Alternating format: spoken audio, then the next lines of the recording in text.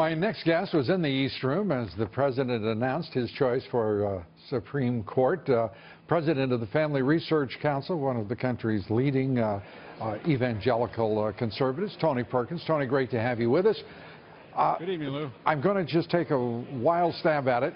You're pleased? How pleased are you?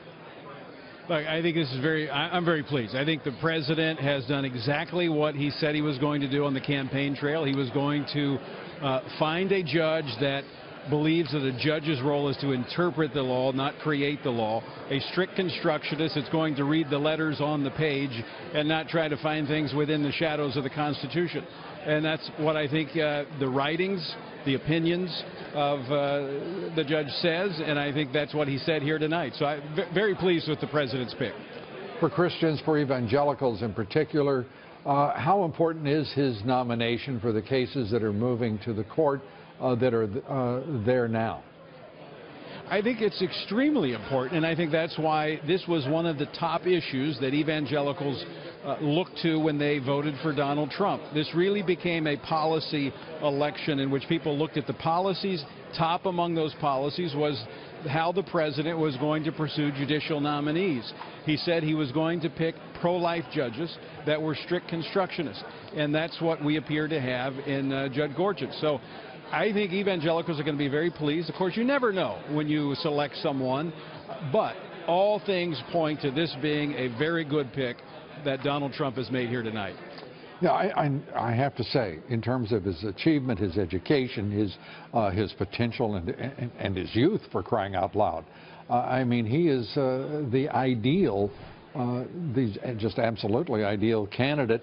But you and I both know that the left will try to smear him. They will try to resist his confirmation. Why do we have to continue going through this? Do you have a panacea for what ails Washington, and particularly the left and the Dems in this country, who have turned to subversion, for crying out loud, as much as and obstructionism as much as opposition? Right. We saw that on full display today, where Democrats refused to show up to work and come to the committees to vote on the president's cabinet picks. But look, they're going to have a hard time opposing this justice. As you pointed out, his educational background, his opinions are solid. He sees the executive branch as having its realm of authority, the courts having a very limited realm of authority, and he said it here again tonight, and his opinions reflect this. The role of a judge is not to create law, it's simply to interpret the law as the legislative body enacted it. And so I think that's refreshing to see judges that are not activists. We're not looking for conservative activists. He's not going to be a conservative activist. I think he is going to be a man of the Constitution, which is what I believe the majority of Americans want, certainly what evangelicals want. You know, I love his expression, his being humbled and honored to be a servant of the Constitution. Those are lovely words. Tony Perkins, always great to have you with us. We thank you for joining us tonight. Tony Perkins of the Family Research Council.